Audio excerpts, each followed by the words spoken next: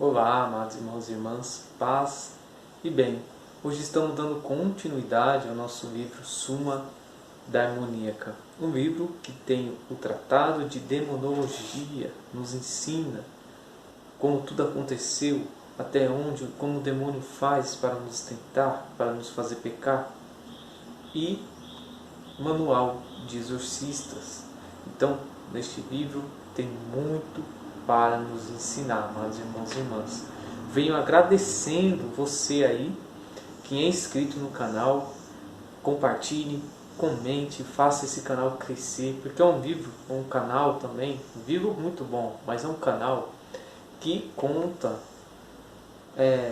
alguns conteúdos de livros que trazem informações sobre a nossa doutrina católica. Muitas coisas, poucas, são faladas na igreja, mas existe livro, é verdadeiro e é de extrema importância para nós ter este conhecimento. Então, eu trouxe para o canal. Então, o canal não é um canal de contador de histórias. Eu não estou aqui pegando livros e contando historinhas. São livros informativos, livros que têm conteúdos essenciais para a nossa vida, para o nosso crescimento espiritual, para ser usado no nosso dia a dia e de extrema importância para o nosso conhecimento.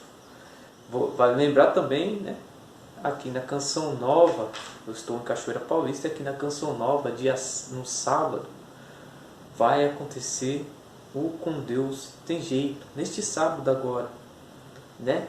Várias comunidades do Brasil inteiro estarão reunidas na Canção Nova, resgatando vidas que estão jogadas na rua, vidas que moradores em situações de rua, que por algum motivo foram para lá e não tem oportunidade, às vezes não encontra forças para sair na rua. Então existe esse movimento Com Deus Tem Jeito, que é feito todo ano em vários lugares do Brasil. Hoje, sábado, vai ser aqui na Canção Nova, já teve em outros estados brasileiros, mas é de extrema importância esse passo aí do crédito, né, para salvar almas. Porque é muito fácil, amados irmãos e irmãs, né, a gente amar as pessoas que estão ao nosso redor, que batem nas nossas costas, mas Jesus se encontra chagado nas ruas, precisa do nosso olhar misericordioso. Isso é ser cristão. Amado irmão, se você acha que você está indo para a igreja todos os dias, você faz parte de grupos de oração, se você acha que você faz parte de liturgia, é ministro, e com isso você vai alcançar sua salvação, você está totalmente enganado. É pouco o que você está fazendo, porque a fé sem a caridade, a fé sem obras, ela é morta.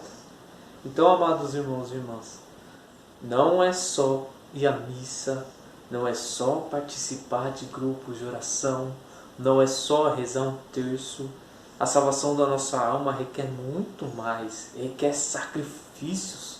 E sacrifícios, como que eu vou amar a Deus que eu não vejo, se eu não amo o irmão, se eu não consigo amar aquele irmão que eu estou vendo caído na rua, precisando da minha ajuda. Então preste atenção aí, vocês que gostam de ir à missa só no domingo e acham que estão fazendo a sua parte. É muito mais além. Estamos reunidos em nome do Pai, do Filho e do Espírito Santo. Amém. E nós estamos no terceiro capítulo, hoje é parte 2, que vem falando do tema: é possível fazer um pacto com o demônio? A gente ouve falar por aí que vários artistas fez pacto com o demônio para ter dinheiro, para ser rico, né? Não sei quem tem pacto com o demônio, não sei o quê. A gente ouve falar, mas quando nós vamos em busca do conhecimento, quando nós sabemos como que funciona, aquilo que ouvimos ressoa diferente nos nossos ouvidos. Também vamos falar do tema 32, que vem com a seguinte questão: o demônio pode provocar uma enfermidade mental? Então iniciemos. Em nome do Pai, do Filho e do Espírito Santo. Amém. Pedindo a intercessão de São Miguel Arcanjo, nosso anjo da guarda, para que desça sobre nós, acalmando o nosso coração. O Espírito Santo, para que possamos acolher a palavra, porque Deus deu a sabedoria ao homem para nos ensinar também. São Miguel Arcanjo, defendendo-nos do combate, seja o nosso refúgio contra as maldades e as ciladas do demônio. Ordene de Deus, instantemente pedimos. E a vós, príncipe da milícia celeste, pelas virtudes divinas, precipitai o inferno a Satanás e a todos os espíritos malignos que andam pelo mundo para perderem as almas. Amém. Livro Suma Demoníaca, no capítulo 3, que tem o tema Ação do Demônio no Homem e na Natureza. Questão 31, que vem a pergunta: é possível fazer um pacto com o demônio? As pessoas podem pensar que os pactos com o demônio só existem na literatura, mas estão equivocados. Há pessoas que conscientemente pactuam com um demônio e lhe entregam a alma para conseguir algo nesta vida. A ideia de ter um pacto formal com o demônio aparece pela primeira vez no século V, nos escritos de São Jerônimo. Esse padre da igreja conta como um jovem recorreu a um mago para obter favores de uma bela mulher, e como aquele lhe impôs como pagamento por seus serviços a renúncia de Cristo. Por escrito, uma segunda aparição desse tipo, desse pacto, encontramos já no século VI, na lenda de Teófilo, que aceita ser um servidor do demônio e assina um pacto formal. Essa lenda se expandiu pela Europa durante a Idade Média. É possível um pacto com um demônio? Certamente uma pessoa pode assinar um papel, porém não vai se apresentar ao demônio nem para entregar-lhe o papel, nem para recolhê-lo. Quando uma pessoa faz um pacto desse tipo, sempre espera que apareça alguém, mas é ele mesmo quem tem de escrever os termos. Uma vez firmado o pacto, não lhe aparece nada, algo que pegue o papel nas mãos. Tudo isso deve ser muito desanimador para quem esperava que lhe sucedesse algo. Ainda assim, se alguém invoca repetidas vezes o demônio, coisas podem acontecer. A essa cena tão pouco teatral, tão decepcionante para quem acreditava haver alguma aparição, deve-se avisar. Número 1. Firmar um pacto não significa obter uma vida de riquezas, honras, luxúrias desenfreadas. Eu conheci pessoalmente 2 pessoas que fizeram esse pacto. Francamente, seu nível de vida ficou pior. Tampouco parece que o demônio fosse especialmente generoso com eles no aspecto carnal. Isso acontece porque o demônio não é Deus, nem pode dar tudo aquilo que quer. Número 2. A alma pode se arrepender sempre que quiser, com um simples ato de vontade. Olha só, mesmo que você fez um pacto desse, o escritor do livro explica. A alma pode se arrepender sempre que quiser vontade, com um simples ato de vontade. Arrependendo-se, o pacto se desfaz como um papel molhado. Sejam quais sejam os termos do contrato, inclusive, mesmo se houve a inclusão de uma cláusula contra a possibilidade de arrependimento, essa não serve nada. Deus, que nos deu a liberdade para fazer o que quisermos, não nos deu liberdade para renunciar à liberdade. Isto é válido também na eternidade, no céu ou no inferno, onde seguiremos sendo livres. Quem está no céu já não quer mais pecar, e quem está no inferno já não quer mais se arrepender. Muitos pensam que o demônio pode proporcionar um triunfo nos negócios.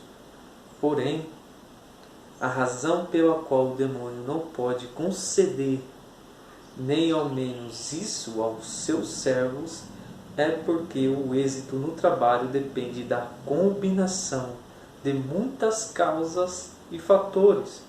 O demônio só pode tentar, por exemplo, um chefe que escolha um empregado em vez do outro. Mas a tentação pode ser superada. Portanto, nem uma coisa tão simples como essa é segura em pacto com o demônio.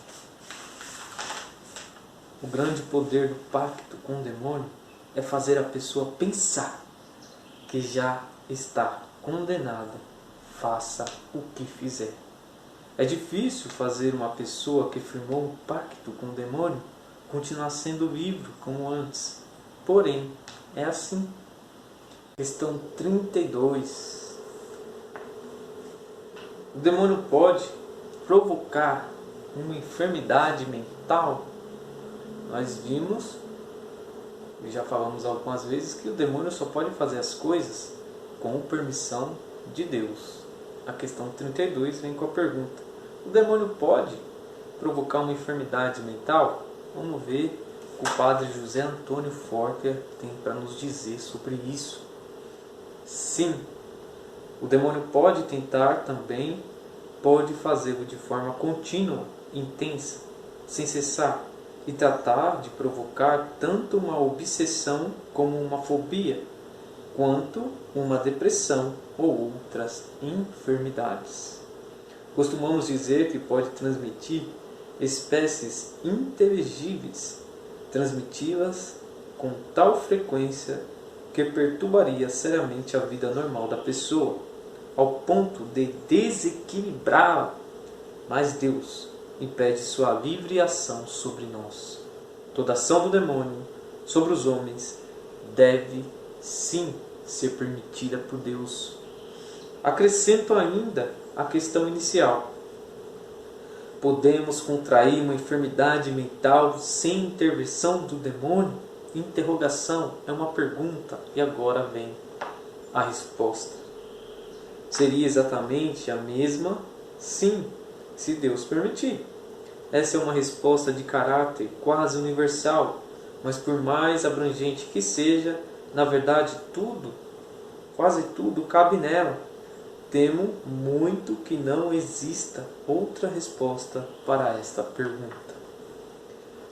Conhecido o mecanismo interno utilizado para provocar a tentação, a infusão de espécies inteligíveis em nossa inteligência, memória e imaginação, esse modus operandi também pode ser usado de modo tão persistente que desequilibre a pessoa.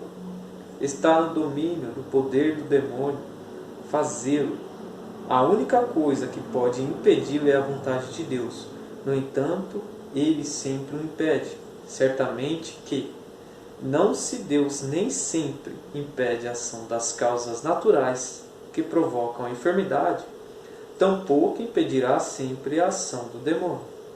Entretanto, nesta área de atuação do demônio, para além do campo da tentação, o desempenho dele é excepcional. Toda doença mental é proveniente de causas naturais, até que se prove o contrário. De outro modo, se pusermos de um lado uma pessoa enferma de causas naturais e do outro uma pessoa com enfermidade mental de causa demoníaca, não haveria uma maneira de distinguir uma da outra, porque só vemos o efeito externo. Questão 33. O demônio pode provocar doenças no corpo? Primeiramente, devemos deixar claro que as doenças aparecem devido às causas naturais. Pensar que as doenças têm suas causas no mundo dos espíritos seria como regressar a um estado pré-científico, no qual a razão seria substituída pelo mito. Se os demônios existem, em vista disso, não se pode descartar absolutamente que eles possam agir algumas vezes nesse campo. As regras gerais são como o próprio nome sugere, gerais. Nada impede que aconteçam eventos especiais. Por mais raro que sejam, normalmente do céu chove água, ou cai neve, ou cai granizo, mas algumas vezes um meteorito também cai do céu. Assim, essa também é uma maneira extraordinária e comum pela qual Deus pode permitir que um demônio cause uma enfermidade. Na verdade, São Lucas menciona explicitamente o caso de uma mulher que havia 18 anos era possessa de um espírito que a detinha doente, andava encurvada e não podia absolutamente erguer-se. Lucas 13, versículo do 10 ao 14. Não se diz que essa mulher estivesse possuída, mas pode-se dizer que o demônio era a causa dessa enfermidade. Essa afirmação é categórica no Evangelho. A isso podemos acrescentar o caso da morte dos maridos de Sara, no livro de Tobias, causados pelo demônio Asmodeus, Tobias 3. Santa Teresa de Visieus escreveu um capítulo muito interessante ao falar sobre a sua vida, e nós vamos ver aqui. A doença que veio me acontecer provinha, na verdade, do demônio, furioso com o vosso ingresso no Carmelo. Desejou vingar-se em mim de todo o dano que nossa família haveria de causar-lhe no futuro. Mas não me fez quase sofrer. Pude seguir meus estudos e ninguém se preocupou por mim. Havia finais de ano que atravessei com uma contínua dor de cabeça. Isso durou até a festa de Páscoa de 1883. Ao despedir-me, senti-me invadida por um estranho tremor. Eu não sei como descrever uma enfermidade tão estranha. Hoje estou convencida de que foi obra do demônio. Quase sempre parecia estar delirando, pronunciando palavras sem sentidos. Muitas vezes parecia estar inconsciente, incapaz de executar um menor movimento. Eu acredito que o demônio tinha recebido um poder externo sobre mim, mas não podia se aproximar da minha alma, nem do meu espírito, senão para inspirar imensos temores de certas coisas. História de uma alma, capítulo 3. E o nosso capítulo 3, parte 2 do livro Suma Demoníaca, do padre exorcista José Antônio Fortea, fica por aqui. Amanhã continuemos ainda no capítulo 3 com as demais questões. Hoje nós falamos da questão 31, 32 e 33. Paz e bem, amados irmãos e irmãs, inscrevam-se no canal, compartilhem, façam o nosso canal crescer. Deus abençoe a todos vocês.